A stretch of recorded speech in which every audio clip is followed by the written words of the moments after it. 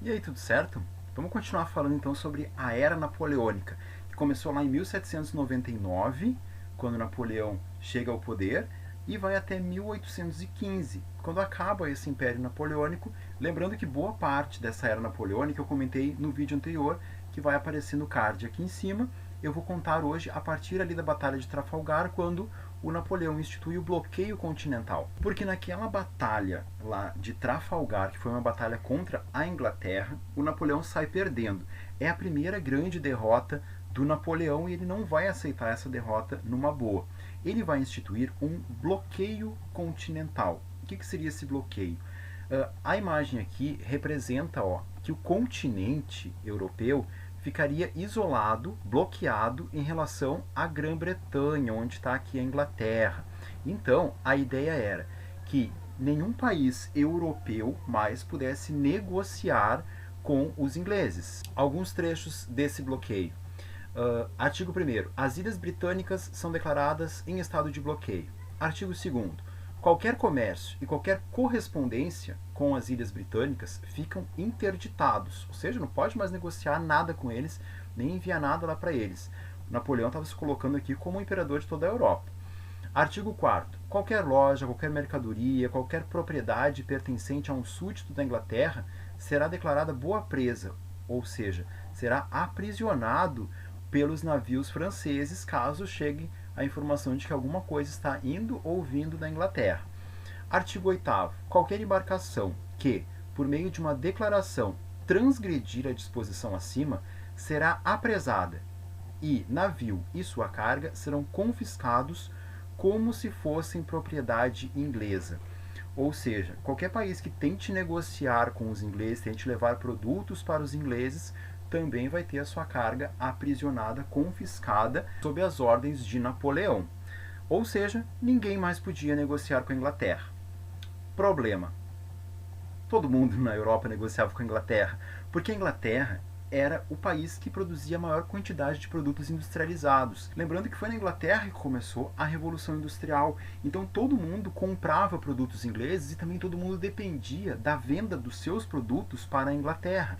Porque se eles não negociassem mais com a Inglaterra, negociassem apenas com a França e com outros países do continente, a sua economia corria risco de quebrar. A Inglaterra era um país muito rico que também comprava muitos produtos de outros países. Então, por exemplo, a Rússia precisava muito manter a sua negociação com os ingleses. Os portugueses também precisavam continuar negociando. Então, alguns países vão sofrer bastante por causa desse bloqueio continental. Mas era a ideia do Napoleão de que ninguém mais podia negociar com a Inglaterra. Só podia negociar com a França. Ou seja, ele era um imperador que não estava mais restrito apenas à França, né? Mas ele queria mandar na Europa inteira. E de fato, né, o Napoleão ele vai sair dominando territórios, e aqui vocês podem perceber os territórios que estão em amarelo forte, que são aqueles que pertencem à França ou são possessões diretas da França, ou seja, governados diretamente pelo Napoleão. E algumas outras regiões eram países dependentes, ou seja, eram países onde o Napoleão tinha forte influência, que dependiam das ordens do Napoleão. A gente tem aqui a Espanha, aqui do outro lado a Suíça, o Reino da Itália, o Reino de Nápoles, o Grão-Ducado de Varsóvia. Na verdade, então, Napoleão já estava exercendo seus domínios sobre boa parte do continente europeu. 50 milhões de pessoas estavam dentro desse império napoleônico, tá? E aí agora esses países não podiam mais então negociar com a Inglaterra, sob o risco de, se negociar com a Inglaterra, esse território poderia ser invadido por Napoleão. Daí olha o mapa aqui, para a Grã-Bretanha conseguir negociar com os países europeus, enviar seus produtos, ela não podia vir aqui pela França, estava bloqueado. Não podia vir aqui pela Holanda, estava bloqueado. Não podia vir aqui pela Espanha, porque a Espanha era um país dependente. Então ela podia passar por Portugal, fazer os produtos entrarem aqui por Portugal.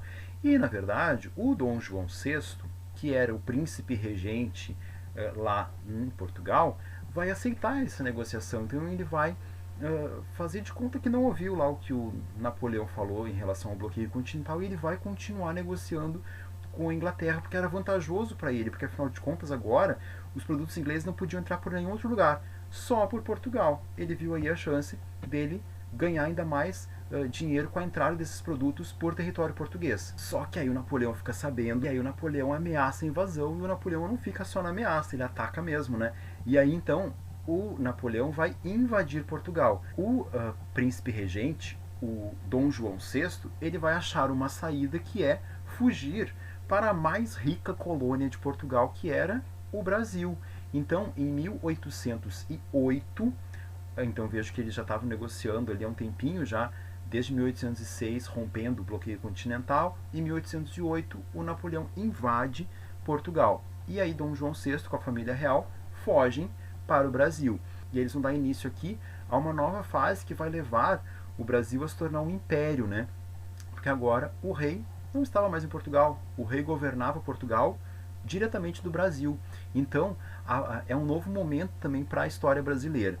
E aí, o Napoleão, invadindo Portugal, coloca o José Bonaparte no trono espanhol. Ele já tinha um forte domínio dentro da Espanha, mas ele vai acabar tirando o rei, o Fernando VII, e colocando no trono o seu irmão, o José Bonaparte. Outros países, como a Rússia, por exemplo, era um país fortemente agrário, eles não tinham praticamente industrialização, eles ainda dependiam muito do comércio, dos produtos que eles plantavam, então eles vendiam muito para a Inglaterra trigo e madeira. E deixar de vender isso para a Inglaterra era levar a Rússia à falência. Então eles permaneceram negociando com os ingleses. E aí o Napoleão deu um tempo para eles acabarem com esse comércio, os russos permaneceram, e aí o Napoleão decide invadir a Rússia em 1812. Olha só, essa gente inventa cada coisa, né, Pica-Pau, porque invadir a Rússia e ameaçar chegar a essa guerra no meio do inverno é meio complicado. Sim, porque alguém soprou no ouvido do Napoleão, né? Invade lá a Rússia sem medo, teu exército é invencível, pode confiar. Parece que o Napoleão também foi tapeado nessa. Porque olha só, a questão é que a guerra ela não começa diretamente no inverno, mas em seguida o inverno chegaria. E o inverno na Rússia não é um inverno de Gramado, assim, de Campos do Jordão.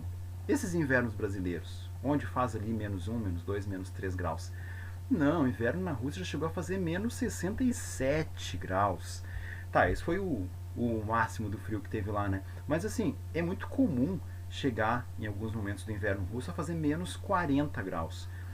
Eu falei menos 40 graus. 40 graus abaixo de zero. Ou seja, vamos lembrar lá das aulas de ciências, de 0 grau para baixo, a água passa do estado líquido para o estado sólido, ou seja, ela congela. E se a gente for pensar que boa parte do nosso corpo é formado por água, e deu problema, né? Então, assim, o que começou a acontecer? O imperador, o czar, como era chamado na Rússia, o Alexandre I, ele se dá conta de que era muito complicado atacar o Napoleão, porque ele era muito poderoso, a Rússia não tinha força para combater diretamente o Napoleão. Era melhor ir recuando. E aí ele vai usar uma tática chamada de tática da terra arrasada. Qual era essa tática? Não chegou o inverno ainda. Vamos recuando, recuando, recuando. O Napoleão com seu exército vem vindo. Vem vindo. E a gente vai recuando. Quando chegar o inverno, o Napoleão já vai estar com seu exército bem mais fraco e também vai ter que lutar no inverno com temperaturas muito rigorosas. Os russos estavam acostumados com isso. Os franceses não. Então foi a tática que eles utilizaram. E aí nessa tática de terra arrasada, eles foram mandando a população sair e ir queimando tudo pelo caminho. E aí queimavam as plantações, aí queimavam as casas. E aí, qualquer exército que vai para uma guerra mais longa, eles não saem com estoque de comida para poder se alimentar durante 3 anos. Então eles vão saqueando comida pelo caminho, eles vão adquirindo coisas que eles pegam nas plantações. Só que não tem plantações. Eles podiam pedir nas casas, só que não tem casas. Eles podiam ir lá nos armazéns, só que não tem mais armazéns. Queimou tudo. Então, assim, eles começaram a andar para dentro do território russo. E lembre que o território russo é gigantesco, né? É o maior país do mundo até hoje. Então, eles foram avançando, avançando, avançando, no meio do nada. Até que eles acabam chegando na época do inverno. E aí, quando eles vão chegar lá, já na época do inverno, para de fato daí, lutar contra os russos, boa parte do seu exército estava muito fragilizado, com fome, porque eles vieram sem comida durante quilômetros e quilômetros e quilômetros. Esse exército não estava preparado com roupas quentes para um inverno tão rigoroso. E aí muitos morreram de frio. Para piorar a situação ainda, os cavalos não conseguiam seguir adiante, porque as patas deles deslizavam naquele gelo, eles quebravam as patas, eles tinham que ser sacrificados, os soldados comiam os cavalos, porque eles não tinham o que comer, e eles comiam os cavalos que morriam congelados e com as patas quebradas, e aí a situação do exército do Napoleão era caótica. E aí o Napoleão vai sofrer uma derrota gigantesca, porque ele vai avançando, não tem nada, ele decide então, naquele momento, recuar. Só que daí já era tarde demais. E isso vai gerar um impacto muito grande para os franceses. O Napoleão sai da França com um exército de 600 mil soldados. Um exército que tinha tudo para vencer os russos, porque eles não iam conseguir derrotar esse exército francês. O Napoleão volta derrotado para a França com apenas 30 mil soldados. Isso quer dizer que 570 mil soldados que foram para a guerra não retornaram, porque morreram no conflito. E pior, quando chega a notícia para a população de que eles não morreram em combate, porque ainda um soldado morrer em combate, se espera que isso possa acontecer, porque afinal de contas ele está indo para lutar. Agora, um soldado morrer de fome, um soldado morrer de frio, um soldado morrer congelado, isso não é o que nenhuma das famílias desses soldados esperavam. Não é uma morte digna para um soldado. Então, as famílias, e aí vamos lembrar que são 570 mil famílias insatisfeitas com o Napoleão, não vão gostar nada disso, e a popularidade do Napoleão começa a decair. Lógico, a opção ainda era, né, o manter o Napoleão no poder ou voltar àquela monarquia lá que trazia só dificuldades econômicas para o terceiro estado. Pesando ali, mesmo com a queda do Napoleão em popularidade, ainda o Napoleão era uma opção melhor do que aquela monarquia. Mas a derrota do Napoleão para o inverno russo vai mostrar que esse exército invencível que o Napoleão achava que tinha, na verdade, não era bem assim. Aí agora nós já vemos aqui um Napoleão não mais tão feliz, porque agora os outros países europeus percebem que há uma oportunidade de atacar o Napoleão e tirá-lo do poder antes que seja tarde demais, antes que ele queira dominar a Europa inteira. Então, a Inglaterra, a Áustria, a Prússia e a Rússia se unem contra o Napoleão e conseguem vencer. Eles ocupam Paris, tiram Napoleão do poder, mandam Napoleão lá para a ilha de Elba e colocam de volta alguém da família real. Agora vai estar no trono o Luís XVIII. Lembre que o Luís XVI foi decapitado, teve aquela tentativa de que o irmão dele assumisse durante o período da Revolução Francesa, que aí teria sido Luís XVII, não deu certo, e aí agora o Luís XVIII então assume o trono. Observem aqui, né, uma imagem que mostra ali o Napoleão na ilha de Elba, dando uma espiadinha lá na França, com saudade, né, ele estava exilado, proibido de retornar à França. Ele foi levado para a ilha de Elba com 1000 soldados para vigiá-lo, e impedindo então que ele voltasse para a França. Só que o Napoleão era esperto, né? Ele conseguiu convencer aqueles soldados de que vocês querem mesmo continuar obedecendo agora ao rei, ao Luís XVIII, irmão do Luís XVI, aquele que fez a França entrar numa decadência sem tamanho, que mantinha privilégios para o primeiro e para o segundo estado e deixava o terceiro estado passando fome? É isso que vocês querem? E aí os soldados começam a ficar do lado do Napoleão. Então, daqueles 1000 soldados que foram enviados lá com o Napoleão, 800 ajudam o Napoleão a dar um golpe e voltar para a França. E aqui vazaram imagens do Napoleão retornando da ilha de Elba. Olha a cara da Inglaterra, olha a cara do rei, imaginando a volta do Napoleão ao poder. E o Napoleão pega e diz: vocês não imaginam o prazer que é estar de volta. Sim, porque apesar de tudo, o Napoleão ele era extremamente popular, ele era extremamente bem aceito junto à população. Ele tomou um monte de medidas que fez a burguesia ficar do lado dele, ele tomou um monte de medidas que fez os camponeses, a população mais pobre ficar ao lado dele. Então, quando ele retorna, né, glorioso a Paris, o Luís XVIII foge, né, porque ele sabe que não tem chance de tentar combater o Napoleão sozinho. Porque daí ele vai pedir o apoio dos outros países, da Inglaterra, da Áustria, da Prússia, da Rússia, para conseguir derrotar o Napoleão. Aqui era uma charge, né, que faziam naquele momento sobre o retorno de Napoleão da ilha de Elba, né, onde está indicando aqui, né, o retorno dele ao castelo, então lá em Paris, e não mais indo para para Elba, só que mostra aqui, ó, o Napoleão com uma espada quebrada, ou seja, não era mais aquele Napoleão de antes, porque esse Napoleão, embora tivesse apoio popular, por outro lado, agora tinha um grande exército para combatê-lo. Porque daí uma nova coalizão feita então por esses países vai juntar agora 1 milhão de soldados, um dos maiores exércitos já organizados até então, para lutar contra o exército do Napoleão. E aí, na Batalha de Waterloo, em 1815, o Napoleão é definitivamente derrotado, obrigado a abdicar o trono, sair então do trono francês, e agora ele vai para o exílio na ilha de Santa Helena, uma ilha minúscula lá no meio do Oceano Atlântico, de onde ele não vai mais ter tanta facilidade assim para voltar. E aí quem retorna ao trono é o Luís XVIII. Assim acaba o Império Napoleônico. E aí os países vencedores, Inglaterra, Áustria, Prússia e Rússia, vão se reunir no Congresso de Viena, que começa em 1814, logo depois daquela ida de Napoleão para a ilha de Elba, mas aí continua depois da saída definitiva do Napoleão, porque depois que ele retorna, ele fica 100 dias só no poder, né? É um governo muito rápido, porque rapidamente eles se organizam para derrotá-lo.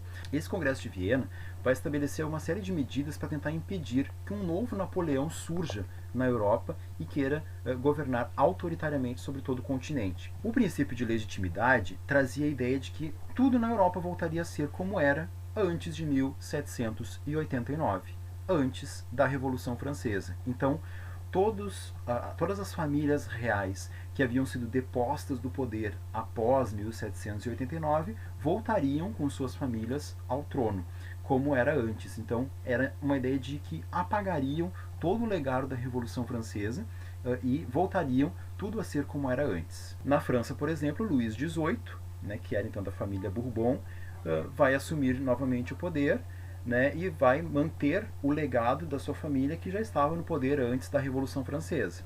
Já a política do equilíbrio europeu era uma ideia de evitar que houvesse novos conflitos entre os países, então era tentar selar a paz entre os países europeus, evitando que novas guerras ocorressem, que novos governos autoritários que quisessem dominar outros territórios pudessem vir a acontecer no continente. O problema é que os ideais da Revolução ainda permaneciam vivos, não só na população francesa, como na população de outros países que viram ali a possibilidade de impedir o avanço daquelas monarquias absolutistas, né, daqueles monarcas que governavam autoritariamente e que não pensavam no bem-estar da população. Então, eles criaram no Congresso de Viena a Santa Aliança, que tinha o objetivo então de tentar impedir outras manifestações do tipo, parecidas com a Revolução Francesa, em outras partes da Europa. E eu finalizo aqui com o meme do Napoleão, para a gente pensar um pouquinho se realmente houve então o fim da Revolução. Por um lado, se a gente pensar, ao longo de todo o processo revolucionário, as ideias da Revolução acabaram, de certa forma, se perdendo, né? A ideia de liberdade, por exemplo, acaba chegando ao Haiti, que acaba com a escravidão no seu território. A ideia de igualdade é colocada em prática, porque afinal de contas o terceiro estado agora vai ser tratado igual ao primeiro e o segundo estados. Então, de certa forma, esses ideais permanecem ao longo de toda a Revolução, mas nem todos, porque afinal de contas o Robespierre e depois os girondinos passam a governar de maneira autoritária, eliminando opositores, provocando censura em jornais, coisas que já aconteciam na época da monarquia absolutista. De certa forma, Napoleão também mantém isso, na medida em que ele também elimina opositores, na medida que ele também censura jornais. Ou seja, ele também era um governo que pregava a liberdade, mas uma liberdade meio limitada. E aí ele vai morrer solitário, então, lá na ilha de Santa Helena, né? Sem mais aquele poder que ele tinha antes, sem mais o exército que ele tinha, sem mais a chance de poder dominar o continente europeu, mas os ideais da Revolução não morrem. Essa ideia de liberdade, de igualdade, de fraternidade, ela vai permanecer viva no continente europeu e ela vai atravessar o oceano, inclusive, porque ela vai inspirar ideais de independência em toda a América Latina, porque afinal de contas os Estados Unidos já tinha se tornado independente, né? Mas a América Latina como um todo começa a lutar pela sua independência. E na própria França, o rei volta ao poder, mas vai ser por pouco tempo, porque aqueles ideais revolucionários vão permanecer na França e vai acontecer outras revoluções depois que vão tirar o rei do poder.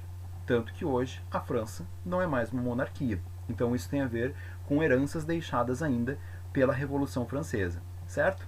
Eu espero que tenha sido possível entender bastante nesses vários vídeos sobre todo o processo que se desenvolve, então, desde o antigo regime até a queda do Napoleão, entender então tudo que representou a Revolução Francesa para a história da humanidade. Afinal de contas, né, ela sepulta, acaba de vez lá com o feudalismo na França, ela vai trazer a França para a modernidade, ela vai dar início a um processo de maior industrialização na França, então ela vai provocar uma série de mudanças que vão constituir o mundo atual. Se ficou alguma dúvida, deixa aqui nos comentários, aproveita e daí já se inscreve no canal e a gente se vê no próximo vídeo.